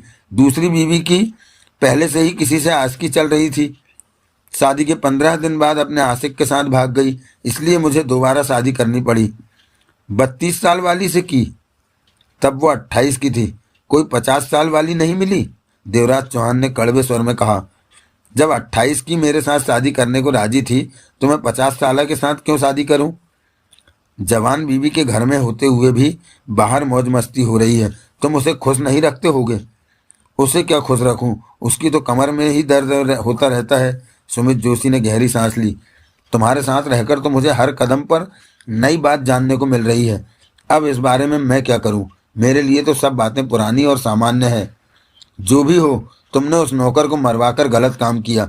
देवराज चौहान की आवाज़ में गुस्सा था। मैंने तो अपनी जान बचाई है, परंतु तुमने कौन सा अच्छा काम किया देवराज चौहान? मैंने क्या किया? तुम्हें पता था कि वो दोनों मुझे मारने के लिए मेरी वापसी की राह देख रहे हैं? हाँ, पता चल गया था। तो तुमने उन दोनों को शूट क्यों नहीं किया? इस तरह किसी को शूट नहीं किया जाता, देवराज चौहान ने मुंह बनाया। तो कैसे शूट किया जाता है? मैं तुम्हारा बॉडीगार्ड हूँ, तुम्हें बचाना मेरा काम है। वो खड़े थे, तुम पर हमला नहीं कर रहे थे। तुम पर हमला करते तो तुम्हें बचाने के लिए मैं उन्हें शूट कर सकता था, परंतु वो शांत खड़े थे। जब वो मुझे यानी कि नौकर को मारने लगे तो तुमने नौकर को क्यों ना बचा लिया? उस वक्त तो मैंने कल्पना भी नहीं की थी कि तुम बाहर निकलने की बेवकूफ़ी कर सकते हो। मुझे क्या मालूम था कि तुम अपने कपड़ों में नौकर को बेचकर घटिया खेल खेल रहे हो। जब मुझे लगा कि वो तुम हो तो मैंने तभी तुम्हें फ़ोन किया कि तुम्हें अंदर भाग जाने को कहूँ, और तब तक शूटर उस तक पहुँच गया था। सब गलती तुम्हारी थी। मैं बच गया, तुमने मुझे उनके बाहर होने की खबर देकर बचा लिया। शुक्रिया, जोशी मुस्कुराया। तुम्हारे बचने की मुझे खुशी नहीं हुई। क्यों? तुमने बेगुनाह नौकर की बलि दी अपने को बचाने के लिए। ये मत सोचो, ये सोचो कि मैं जिंदा हूँ तो जगमोहन के बाहर आने की आशा भी जिंदा है। तुमसे अच्छी तो मेरी दुनिया है। छोड़ो भी, उखड़ी बातें मत किया करो, खुश रहा करो। मुझे देखो, मेरा सब कुछ तुम्हारे सामने है, फिर भी मैं खुश। सब कुछ सामने नहीं है, जरा बहुत ही सामने है। पता नहीं तुमने क्या क्या कर रखा है। बेकार में परेशान हो रहे हो, जोशी ने लापरवाही से कहा। रात को तुम मेरे बंगले पर ही रहा करोगे। मुझे कभी भी तुम्हारी ज़रूरत पड़ सकती है। समझो, 2 महीने के लिए तुमने मेरे से ब्याह कर लिया, कहकर वो हंसा। देवराज चौहान ने उसे घूरा। तुम्हें यह सोचना चाहिए कि कौन तुम्हारी जान लेने की कोशिश कर सकता है। होगा कोई भी। जिम्मी के आदमी तो नहीं हो सकते, क्योंकि अभी वो तुमसे प्रभाकर को जेल से निकलवाने का काम ले रहा है। रतनपुरी के आदमी होंगे, ये उसके आदमी भी नहीं होंगे। देवराज चौहान ने इनकार में सिर हिलाया। आज दिन में ही उसके आदमी मदन को पुलिस ने मारा है। शाम को रतनपुरी ने बात की। इतनी जल्दी नहीं भेजेगा वो किसी को तुम्हारे पास। 2 लड़कों को तो बिल्कुल भी नहीं भेजेगा। वो तुम्हारी मौत का पक्का इंतजाम करके तुम्हें घेरेगा। तुम्हारा मतलब कि किसी और ने मेरी जान लेने की चेष्टा की? जोशी ने उसे देखा। हाँ, कौन हो सकता है वो? तुम बताओ, तुम्हें पता होगा कि। कोई भी हो सकता है। सुमित जोशी ने गहरी सांस ली। किसी को भी मुझे मारने का बुखार उठ सकता है। बुखार? और नहीं तो क्या, किसी के मन में भी बरसों से सोई खुंदक फिर से जवान हो गई होगी। और सच में तुम तो मेरी आशा से कहीं ज़्यादा पहुंचे हुए हो। लंबी सांस लेकर देवराज चौहान मुस्कुरा पड़ा। क्या करूं, यही जिंदगी है मेरी। तुम्हारे माँ बाप जिंदा नहीं है? देवराज चौहान ने पूछा। नहीं, क्यों? वो होते तो पीठ ठोक कर तुम्हें शाबाशी देते कि हमारे बेटे ने कितनी तरक्की कर रखी है। खींचो मत, तुम सिर्फ मुझे बचाते रहने की सोचो। 2 महीने तक, 2 महीने तक ही सही। जोशी ने गहरी सांस ली। क्या पता इतना ही मेरा बुरा वक्त हो। तुम जैसों का बुरा वक्त मौत के साथ ही खत्म होता है। टूटी बीन मत बजाओ, चुप रहो, सुमित जोशी ने तीखी आवाज में कहा। देवराज चौहान खामोश होकर बाहर देखने लगा। वो लड़के देखने में कैसे थे? सुमित जोशी कह उठा। उनका हुलिया बता देना। हुलिया जानने की क्या जरूरत है, खुद ही उन्हें देख लेना। वो जल्दी तुम्हारे सामने फिर आएंगे। सुमित जोशी ने देवराज चौहान को घूर कर देखा। जब उन्हें पता होगा कि उनका शिकार जिंदा है, धोखे में दूसरे को मार दिया है, तो वो फिर तुम्हें मारने आएंगे। देवराज चौहान ने शांत स्वर में कहा। वो तुम्हें जल्द ही देखने को मिलेंगे। तुम सतर्क रहना। तुमने मुझे हर हाल में बचाना है ताकि मैं जगमोहन को आज़ाद करा सकूं। देवराज चौहान मुस्कुराया और खिड़की के बाहर देखने लगा। 10:30 बजे कार बंगले में जा पहुंची थी।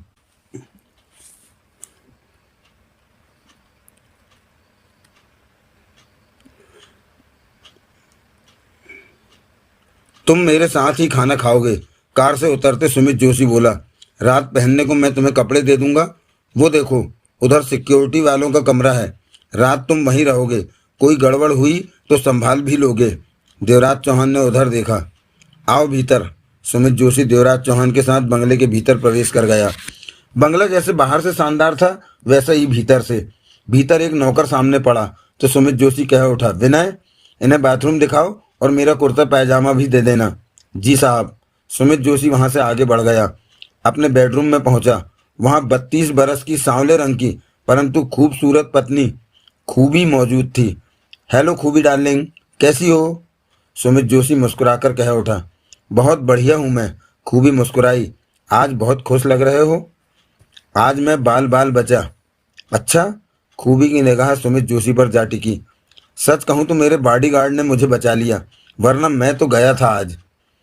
खाना लगा रही हूं, जल्दी आ जाना। खूबी दरवाजे की तरफ बढ़ी। सुनोगी नहीं कि कैसे मैं बच गया? फुर्सत में। खूबी बाहर निकल गई। भाड़ में जा, सुमित जोशी बड़बड़ाया। मैं खामखा ही तेरे को बताने लगा।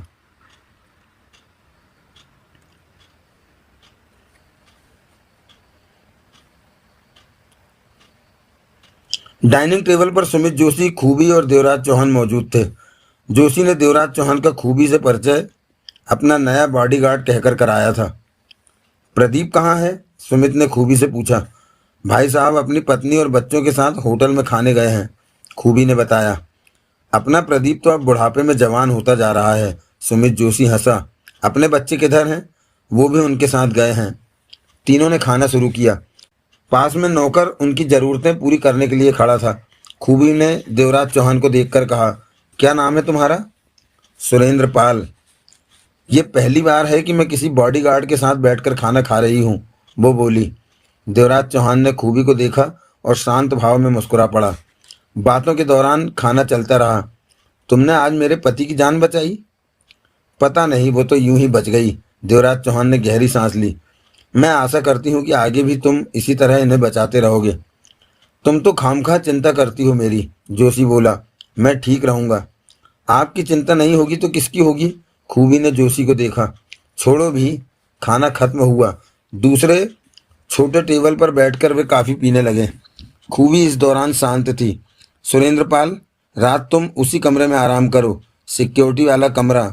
और सुबह कितने बजे तैयार मिलूं? अभी सुबह का कोई प्रोग्राम नहीं है। कोर्ट जाने का तो जरा भी मन नहीं है। सुबह की बात सुबह करेंगे। सुमित जोशी ने कॉफ़ी का घूंट भरा और फ़ोन निकालकर नंबर मिलाने लगा।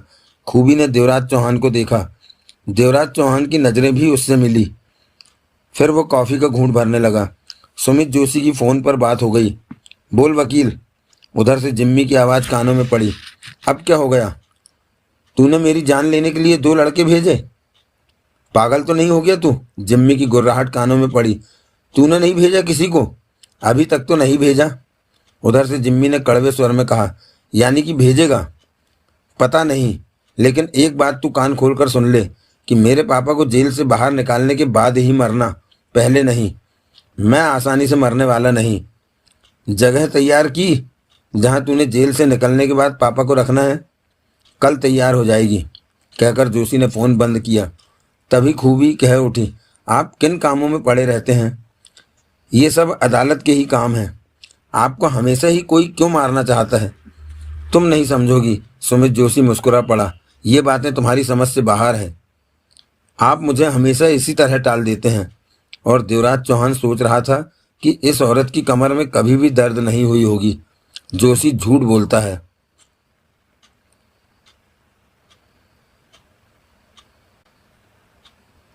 रात के 12 बजने जा रहे थे जब देवराज चौहान सिक्योरिटी वाले कमरे में पहुंचा।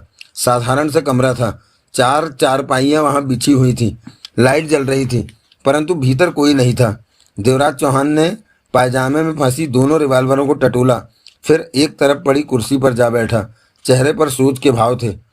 वो महसूस कर चुका था कि जोशी का बॉडीगार्ड बने रहना समस्या वाला काम है। दुश्मन ज़्यादा है और पता नहीं कौन कब किधर से वार कर दे। कौन उसे मारना चाहता है ये भी नहीं पता था जोशी को।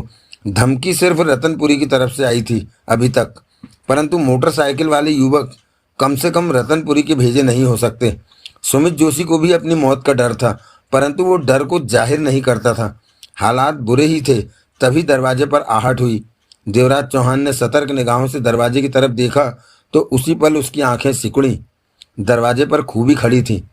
आप? देवराज चौहान उठ खड़ा हुआ। तुमने मेरे पति को बचाया? वो शांत स्वर में बोली। देवराज चौहान उसे देखता रहा। क्या जरूरत थी? देवराज चौहान के माथे पर बल पड़े।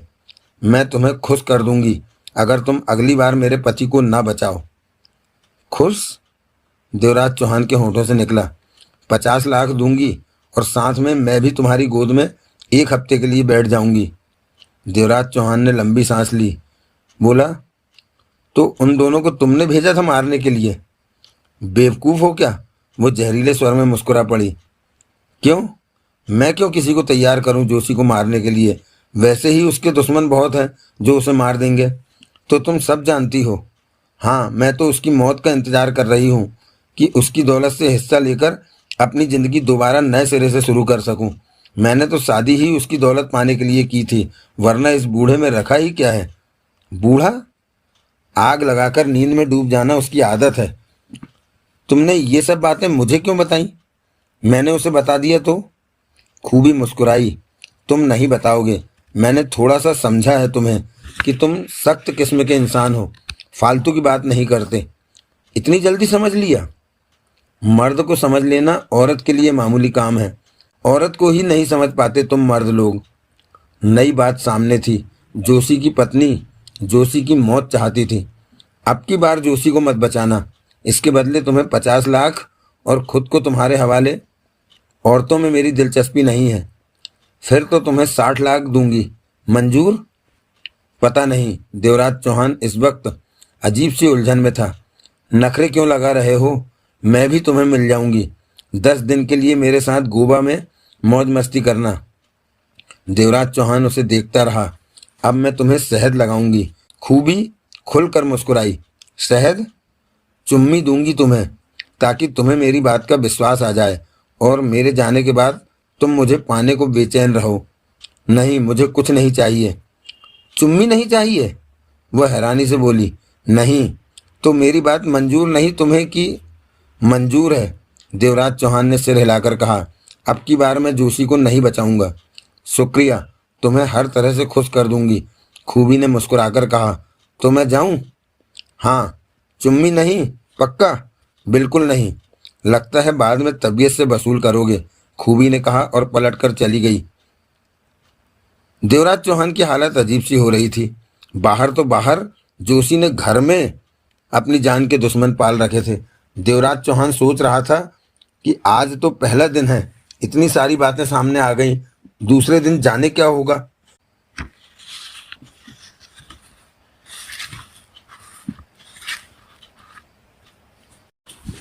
तो दोस्तों, आज का यह एपिसोड यहीं समाप्त होता है। इसके बाद आपसे मुलाकात होगी मुखिया के 6वें पार्ट में। तब तक के लिए जय हिंद, जय भारत, वंदे मातरम। और हाँ,